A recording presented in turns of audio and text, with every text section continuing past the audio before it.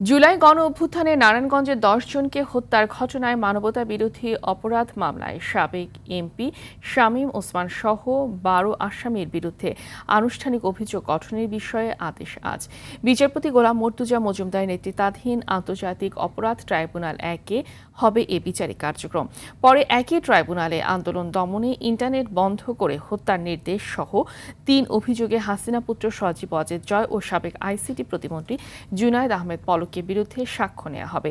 এছাড়াও হবে আওয়ামী শাসনামলে র্যাবের টিএফআই সেলে গুম নির্যাতনের মামলায় শেখ হাসিনা এবং সাবেক ও বর্তমান ১১ সেনা কর্মকর্তা সহ ১৭ জনের বিরুদ্ধে সাক্ষ্য গ্রহণ। অন্যদিকে ট্রাইব্যুনাল ২-এ জুলাই আন্দোলনে কুষ্টিয়ায় ৬ জনকে হত্যা সহ ৮ অভিযোগে অভিযুক্ত জাসদ সভাপতি হাসানুল হক ইনুর পক্ষে ৮ম দিনে যুক্তি উপস্থাপন করার কথা রয়েছে।